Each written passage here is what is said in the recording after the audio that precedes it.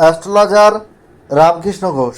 আমার এই চ্যানেল অর্থাৎ অ্যাস্ট্রোলজার রামকৃষ্ণ ঘোষ চ্যানেলের পক্ষ থেকে জানাই আপনাদের সকলকেই স্বাগত। আশা করি ঈশ্বরের কৃপায় আপনারা সকলেই ভালো আছেন। আমি বিভিন্ন রাশির মাসিক রাশিফল নিয়ে আলোচনা করছিলাম। আজকে আমার আলোচনা সিংহ রাশির কয়েকটি ভবিষ্যৎবাণী, যা 100% সত্যি হবেই। জুলাই 2024 সিংহ রাশির স্বাস্থ্য কেমন যাবে, তাদের শিক্ষা, প্রাথমিক শিক্ষা, কলেজ বিদ্যা, উচ্চশিক্ষা কেমন হবে, তাদের কর্ম, চাকরি বা ব্যবসা কেমন যাবে, তাদের অর্থ ভাগ্য কেমন যাবে, সঞ্চয় কেমন হবে, ব্যয় কেমন হবে, এইসব নিয়েই কিন্তু আমার আলোচনা। এবং ওভারঅল ভাগ্য সিংহ রাশির কেমন যাবে এবং সিংহ রাশির যে সমস্যা রয়েছে সেই সমস্যা থেকে বেরিয়ে আসার জন্যে কী রেমেডি রয়েছে সেটা কিন্তু আমি এই ভিডিও শেষে আলোচনা করব। তাই আপনাদের কাছে অনুরোধ, ভিডিওটি কেটে কেটে দেখবেন না, পরিপূর্ণ আলোচনা শুনুন, তাহলে পরিপূর্ণ ধারণা কিন্তু পাবেন।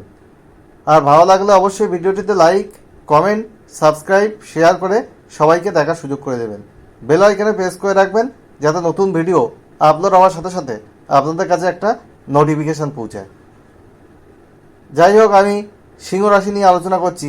সিংহ রাশির হলো কালপুরুষের পঞ্চম রাশি, আর এই সিংহ রাশির অধিপতি গ্রহ কিন্তু রবি। আর রবির প্রভাবে এরা কিন্তু কর্তৃত্বপরায়ণ, জেদি স্বভাবের এবং রাজকীয় ভাব এদের চালচলনে কিন্তু থাকে, এবং এরা এদের নিজের কথাকেই বেশি কিন্তু গুরুত্ব দেয়। আর এই সিংহ রাশি কিন্তু রাশিচক্রে একটা পজিটিভ রাশি, যেমন মকর রাশি রাশিচক্রের পজিটিভ রাশি, বিশ্ব রাশি রাশিচক্রের পজিটিভ রাশি। যদি রাশিচক্রে তেমন কোনো নেগেটিভ ইম্প্যাক্ট না থাকে তাহলে কিন্তু এই রাশি জাতক জাতিকারা জীবনে অনেক বেশি উন্নতি করতে পারে। তাহলে জুলাই 2024 সাপেক্ষে সিংহ রাশির গোচর ফল। সিংহ রাশির সপ্তমে অবস্থান করছে ষষ্ঠ ও সপ্তমপতি শনি বক্রী হয়ে, এবং সিংহ রাশির দশমে অবস্থান করছে এদের পঞ্চমপতি এবং অষ্টমপতি বৃহস্পতি, এবং এদের নবমে অবস্থান করছে চতুর্থপতি নবমপতি মঙ্গল। এই মঙ্গল সিংহ রাশির কিন্তু রাজ্যকারী গ্রহ। 12ই জুলাইয়ের পরে মঙ্গল কিন্তু এদের দশমে গিয়ে গুরু মঙ্গল যোগ তৈরি করবে। আর এদের একাদশে অবস্থান করছে রবি এবং শুক্র, যে আছে সিংহ রাশির দশমপতি, আর রবি হচ্ছে রাশির অধিপতি। 16ই জুলাই রবি কিন্তু এদের রাশির দ্বাদশে গোচর করবে, আর 7ই জুলাই শুক্র কিন্তু রাশির দ্বাদশে গোচর করবে, আর বুধ এদের রাশির দ্বাদশে রয়েছে। 19শে জুলাই বুধ কিন্তু রাশিতে অর্থাৎ সিংহ রাশিতে গোচর করবে। রাশির দ্বিতীয় রয়েছে কেতু এবং রাশির অষ্টমে রয়েছে রাহু। হেলথ ইজ ওয়েলথ, অর্থাৎ স্বাস্থ্যই সম্পদ। স্বাস্থ্য যদি ভালো না থাকে তাহলে আমরা কিন্তু কোনো কিছুতেই কনসেন্ট্রেট করতে পারি না, আমাদের সাকসেস রেট একটু হলেও কিন্তু কম হয়ে যায়। তাই স্বাস্থ্যের ব্যাপারে প্রথমে সচেতন হওয়া উচিত। আপনাদের নিয়মিত খাদ্যাভ্যাস করা দরকার, কারণ আপনাদের পেটের সমস্যা দেখা দিতে পারে। আপনারা সাবধানে গাড়ি ঘোড়া চলাফেরা করবেন গাড়ি ঘোড়া নিয়ে, না হলে কিন্তু শরীরে কোনো চোটাঘাত লাগতে পারে, সেরকম যোগও কিন্তু আছে। কোমর থেকে পায়ের পাতায় পেন, ব্যাক পেন, অস্থি রোগ, স্পন্ডিলাইটিস এইসব সমস্যা কিন্তু দেখা দিতে পারে। আপনাদের অষ্টমপতি দশমে অবস্থান করছে, সে পঞ্চমপতিও এই বৃহস্পতি শুক্রের ঘরে অবস্থান করছে। সেক্ষেত্রে আপনাদের কোলেস্ট্রল, ডায়াবেটিস বা সুগারের যারা পেশেন্ট তারা রেগুলার বেসিসে কিন্তু চেক আপ করুন। আপনাদের শারীরিক কোনো সমস্যা হলে অবশ্যই ডক্টরের কিন্তু পরামর্শ নেবেন, না হলে কিন্তু কিছু সমস্যা কিন্তু আপনাদের আসতে পারে। চোখের কিছু সমস্যা আসতে পারে, নাক কান গলার সমস্যা আসতে পারে। স্বাস্থ্য বিষয়ে এ মাসে আপনাদের সচেতন হতে হবে। আপনাদের ইমিউনিটি পাওয়ার কিন্তু কমে যাবে, এবং আপনাদের একটা জোশ যে কোনো কিছু করার সেই উদ্যোগ কিন্তু কিছু কিছু ক্ষেত্রে কমে যাবে। আপনারা একটু অলস হয়ে পড়তে পারেন মাঝে মধ্যে। যাই হোক, আপনাদের নিয়মিত এক্সারসাইজ, যোগব্যায়াম এবং মেডিটেশন করতে হবে, তাহলে এই সমস্যা থেকে আপনারা অনেকটা কিন্তু বেরিয়ে আসতে পারবেন। এরপরে আমি আসি অর্থভাগ্যে। আপনাদের দ্বিতীয়পতি বুধ, সে কিন্তু দ্বাদশে আছে এবং দ্বিতীয় ঘরে কেতুর অবস্থান, এবং একাদশে রবি, শুক্র। সুতরাং আপনাদের অর্থ ইনকাম যে হবে না এমন নয়, অর্থাকাম আপনাদের হবে, কিন্তু ব্যয়ের জায়গাও কিন্তু রয়েছে। আপনাদের হিসাব করে সব কিছু ব্যয় করতে হবে, তবেই কিন্তু আপনাদের ব্যাংক ব্যালেন্স বাড়বে, আদারওয়াইজ কিন্তু ব্যয় বেশি হয়ে যাবে। এই মাসটা আপনাদের ব্যয়ের দিকে নজর দিতে হবে। আর আপনাদের এরপরে আসছে এডুকেশন। আপনাদের চতুর্থপতি হচ্ছে মঙ্গল, সে নবমে বসে রয়েছে স্বক্ষেত্রে। আপনাদের পঞ্চমপতি বৃহস্পতি, সে দশমে বসে রয়েছে। আর আপনাদের নবমপতি মঙ্গল, সে নবমে বসে আছে। এডুকেশনের জায়গা মোটামুটি ভালোই দেখাচ্ছে। আপনাদের সাকসেস রেট কিন্তু রয়েছে। আপনাদের মাসের প্রথমার্ধে অর্থাৎ 12ই জুলাই পর্যন্ত আপনার এডুকেশনের জায়গাটা কিন্তু ভালোই রয়েছে। তারপরে আপনাদের কনসেন্ট্রেশনে কিছু প্রবলেম হতে পারে। আপনাদের আরও মনোযোগ বাড়াতে হবে, আরও বেশি পরিশ্রম করতে হবে। পরিশ্রম করলে আপনাদের সফলতা কিন্তু আসবে। যদি অশুভ গ্রহের দশা চলে তাহলে ফল আপনারা একটু কম পাবেন, শুভ গ্রহের দশা চললে ফল আপনারা বেশি পাবেন।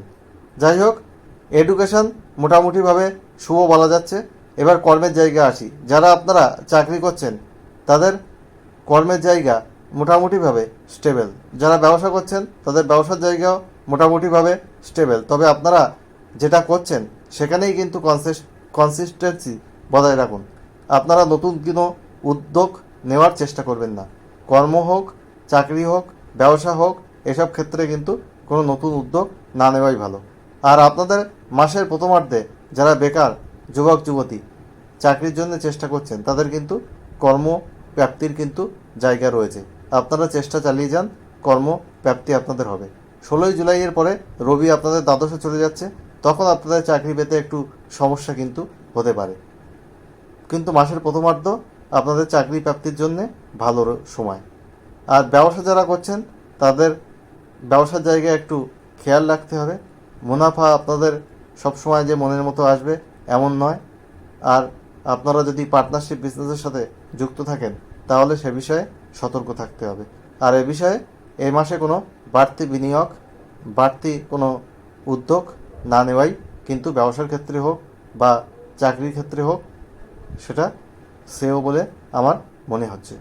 আর আপনাদের যেটা দেখা যাচ্ছে প্রেম প্রীতির ক্ষেত্রে আপনাদের পঞ্চমপতি বৃহস্পতি কিন্তু দশমে অবস্থান করছে। পরে 12ই জুলাইয়ের পরে মঙ্গল যুক্ত হচ্ছে। প্রেমের ক্ষেত্রেও মোটামুটিভাবে শুভই কিন্তু বলা যাচ্ছে। খুব একটা অসুবিধা কিন্তু প্রেমের ক্ষেত্রে দেখা যাচ্ছে না। তবে আপনাদের বিবাহিত জীবনে কিন্তু কিছু সমস্যা আসতে পারে, একটু মিসআন্ডারস্ট্যান্ডিং হতে পারে। শনি সপ্তমপতি হয়ে বক্রী হয়ে রয়েছে। আপনাদের স্ত্রীর শারীরিক কোনো সমস্যা দেখা দিতে পারে।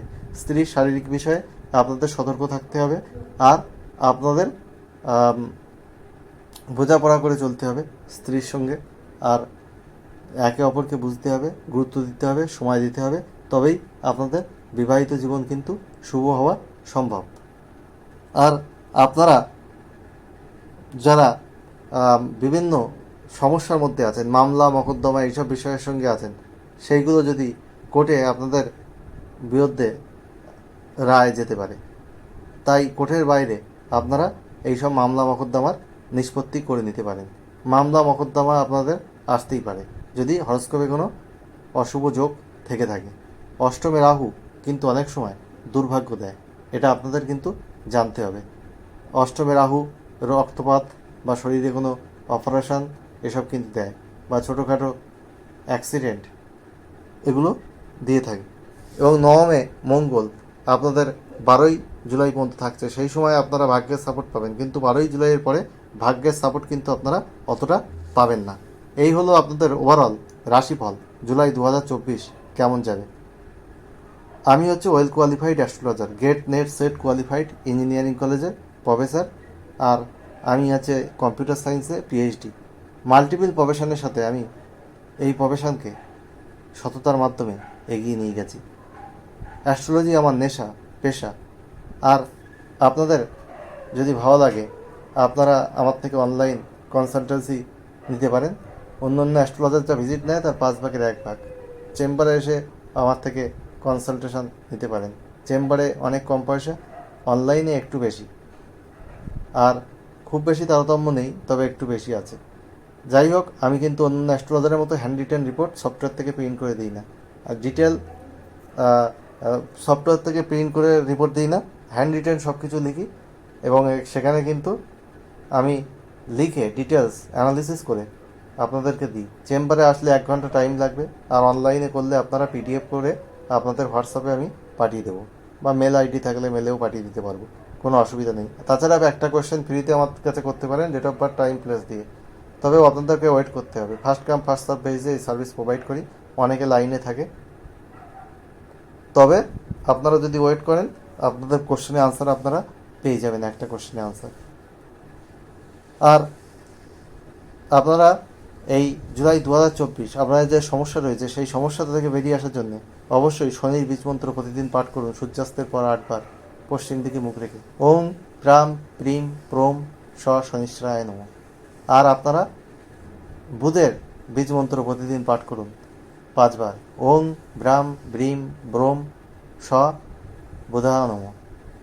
আর আপনারা বৃহস্পতির বীজ মন্ত্র পাঠ করুন প্রতিদিন 3 বার। ওং গ্রাং গ্রিং গ্রোম সব রূপে নমঃ। আর আপনারা গোলাপি,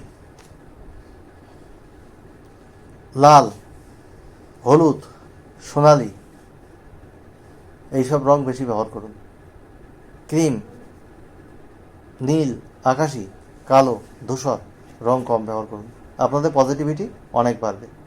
জুলাই 2024 সব সিংহ রাশির মানুষের জীবন কিছু নেগেটিভিটি থাকা সত্ত্বেও সুখ সমৃদ্ধি আনন্দে ভরে উঠুক, ঈশ্বরের কাছে এই প্রার্থনা করে আজ এখানে শেষ করছি। আবার খুব তাড়াতাড়ি নতুন আলোচনা নিয়ে আপনাদের সামনে হাজির হব। আপনারা সবাই ভালো থাকুন, এটাই ঈশ্বরের কাছে আমার কাম্য।